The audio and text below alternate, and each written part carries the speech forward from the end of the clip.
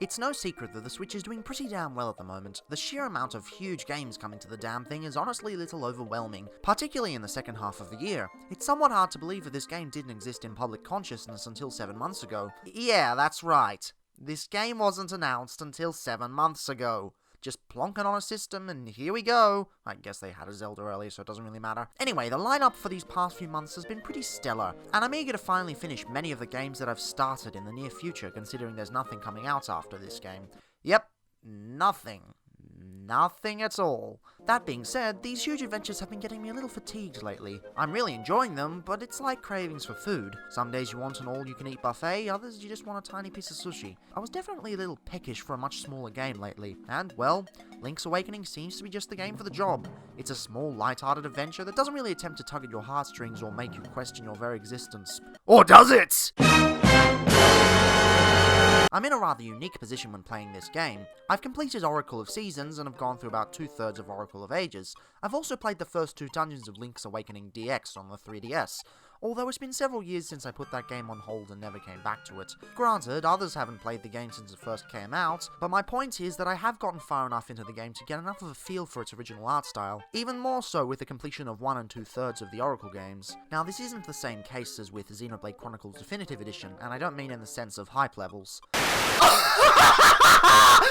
The original Game Boy Color versions still look remarkable for the time. The sprite work in those games is really stellar. As a matter of fact, the art direction in general is brilliant. This puts a lot of pressure on the developers to live up to the legacy of those games. So, from the creators of Street Pass Garden, we get this.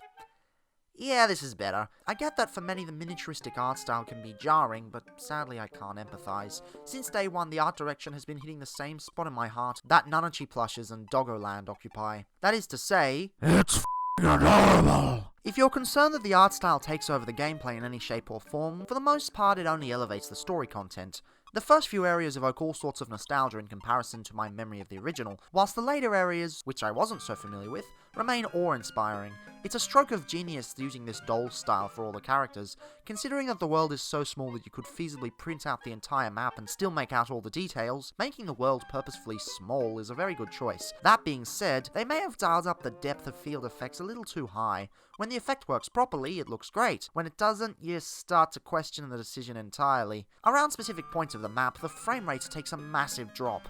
This becomes especially common when you transition between areas. Now, I'm no computer wizard, so I could very well be talking out of my arse, but I presume that it's not the chunks of the world loading in, but rather the text layer over the top. Maybe they just optimized it poorly. Whatever the case, it's clear that the depth of field effect is something applied on the top of the render, and I do hope there's a patch later to rectify this issue. That being said, I don't think the world design would have been as impactful without the effect. I've seen a lot of complaints about it, but honestly I think it adds that little extra touch that pushes it over the edge. And that's not to say that Link's Awakening 2019's art style isn't amazing on its own. Just looking through the art book might as well act as therapy at this point with how soothing it is. It's just that after a couple of hours you stop noticing it, and you're able to get on with your marvelous adventure with no issues. I mean, come on, how can you stay mad at this face? For better or worse, Link's Awakening is a very faithful recreation of the original game. As far as I can tell, every tile is pretty much in the same place. There have been a couple of quality of life changes, but for the most part you're getting the same game with nothing more than a fresh coat of porcelain. There are times when this decision is great, and times when it's frustrating as hell.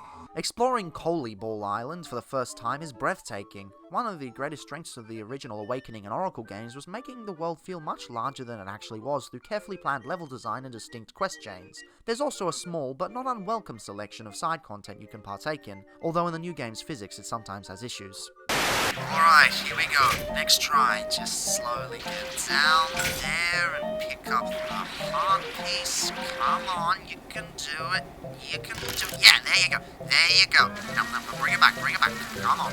Come on, man. Come on. Just, yep, you're there, you're there, you're there, you're there, you're there. Unfortunately, these games weren't the best when it came to signposting what the f*** you're supposed to do next. The first 2 dungeons are fine. Even in the original, I had no trouble running around doing busy work and attempting to figure out the massive puzzle that was navigating the world. After that, though, well, the game develops the potential for 2 distinct playstyles. Either you can run around the world with a heavy emphasis on trial and error until you find the one thing that finally lets you continue to the next stage, or you can do what I did, which is Google what to do next. There's no shame in doing so. Almost everyone I've spoken to has either completed the game already back in the day, or is using an online guide as they play through now. Now, I could spew some bullshit and say that this choice is ingenious in some shape or form, as it caters to both the casual and hardcore crowd, but no, it's due to design limitations on the hardware at the time during the Game Boy years, and the fact that Grezzo hasn't attempted to mitigate the issue is both commendable for accuracy and frustrating for, well, accuracy as well. And yes, the telephone booths from the original have returned, and they do indeed provide hints. Thing is, sometimes these hints are actually quite clever, whilst others you can tell that whoever on the other end is clearly taking the piss. I suppose that brings me to the trading quest. Now, I'm aware that long-time Zelda fans who grew up with this game have beaten this horse through death, necromancy, reincarnation, and second execution, but the fact that Grezzo didn't even attempt to provide any pointers on who gets what item really ruffles my jimmies! If there was one thing they could have fixed, this would be it. But just as is the case with the modern Transformers Masterpiece line, accuracy to the source material ruins everything! You had one job. One job. The dungeon design ends up being pretty much the same affair. The way they designed them and added little extra quirks with the music works incredibly well, and compared to the world design, you're usually clear about where you're supposed to go. Well, that is if you put stamps on which stairs connect to which. Make sure you do that, otherwise you're in for a world of pain. It's not confusion that creates frustration within these areas. It's not just a case of backtracking bad, because that kind of world design is what makes Kono Diodar Island feel much bigger than it actually is. But rather it's the fact that if you so much as screw up once, it sets you back several minutes with traversing each and every room. The worst example of this has to be the Eagle's Tower. It starts off great, being one of the few areas with multiple levels stacked on top of each other in the game. The design is rather lovely, and you go about your business exploring each and every room, but then you begin to notice the massive room with the raising blocks, and that should clue you in what kind of adventure you're in for here. I wanted to like this dungeon so much because it looks so beautiful, but by the end of it, I end up hating this dungeon so much that even a rather fun boss fight at the end can't even mask my frustration. And whilst I'm on the topic, there are very few boss fights in this game that are actually that interesting. I'm not saying they aren't memorable in any way, because thanks to the character design and the amazing score, you'll be able to recall them in a jiffy, but there are very few hidden tricks that you can expect from them. Once you figure out the pattern, it's a case of bada bing, bada boom, and you're done. Well, most of the time. Some bosses take way longer than they need to. And it doesn't help that you're locked to an 8-directional movement system, whilst many of the bosses have free movement. It doesn't really seem fair, and I mean, come on, they already fixed this issue in A Link Between Worlds. You don't have to be that accurate to the source material. We have joysticks now! Also, can I go off the script a little bit here and just say something?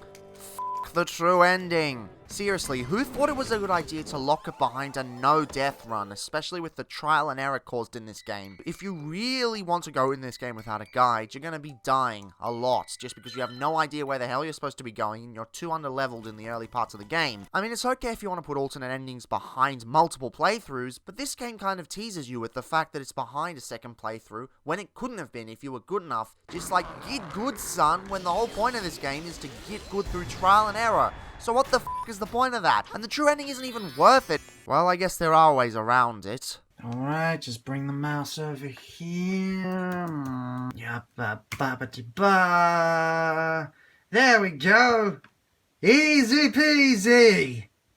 That being said, there are some standouts in the dungeon and boss lineup. My favourite dungeon has to be the last one, and no, I'm not counting the Windfish Egg as a dungeon, it's more of a puzzle than anything. The boss fights before entering the dungeon, the ease of navigation between the areas, the multiple mini-bosses that mitigate the issue of being far too easy, the design and the ominous tone, everything leads to a rather fun experience. Technically, this does take a little bit longer than most dungeons, but it doesn't feel like that because you aren't forced to constantly backtrack, provided you're not a dumbass who gets lost all the time. As I said before, stamp your staircases. Unfortunately, not every dungeon can match the awesomeness of Turtle Rock. Most of them are a little dated due to the source material the game is drawing from. Fortunately, this game does offer a teensy bit of new content in the form of the Dungeon Arranger. Many people have taken to calling it the Dungeon Maker, but that isn't really accurate given the reliance on presets. If you really want something like that, Dream Mix's Adventure Maker seems to have you covered on that front. For those not informed on the topic, you have the ability to take certain tiles from each dungeon and rearrange them in whatever style you wish. After a couple of trials, of course. My relationship with this mode has been somewhat of a rocky one. At first I really wasn't interested because the use of preset dungeon rooms seemed a little restrictive. When I actually got to the particular point in the story though, I ended up having a lot more fun with the trial setup than expected. I was actually eager to push on through the dungeons, faults and all, just for the prospect of getting more tiles. Eventually I got to the free build mode though, and I realized how limited it was, so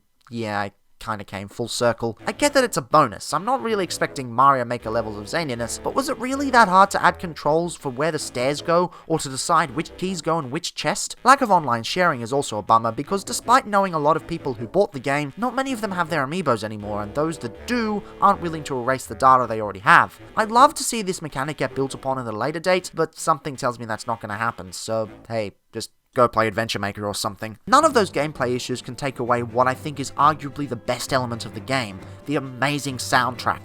The wind orchestra for this game echoes elements of Owlboy in the best of ways, and it perfectly complements the graphical style. I'm really glad they chose real instruments over MIDI elements. It's no surprise that as a full-time uni student studying jazz music, I prefer live instruments to this kind of thing, but there's such a unique timbre associated with real wind instruments that you can't really replicate on a computer. It helps that the original compositions were utterly amazing for the time, but the art of rearranging a classic isn't something one should so easily brush aside. I especially like that each dungeon echoes a leitmotif just to tie the world together. And sure, you may come to hate some of these tunes with the constant backtracking, but there's no denying that the overworld themes are some of the best the franchise has to offer. For those who are complaining that Breath of the Wild's music was too subdued, this is the game for you. This is what you've been waiting for. The final thing that I took from this game wasn't really something I expected. As stated earlier, I went into this game expecting a palate cleanser more than anything, and honestly I didn't think this game would tackle something along the lines of an existential crisis this head-on. Now, I'm not going to be a dickhead and spoil the game like many have spoiled it for me, because I can only imagine the sheer shock the realizations can evoke later on, but without going into too much details, already knowing the outcome of the story, I didn't expect the third act to hit me so hard. I guess it's only natural though, when a game has such a cute art style as this, it will tug your heartstrings when the bomb drops. Even if you do know the plot twist going in, as I did, you're still left with a feeling of emptiness when you finally complete the game. Now, I'm not going from a gameplay perspective, even if the final boss was a little anticlimactic. No, this is a purposeful feeling that even I wasn't expecting. It's incredibly commendable that Yoshiaki Koizumi was able to take such a simple game and give it a story that shines as one of the Game Boy's best. I thought I knew what I was getting into when I picked up this remake,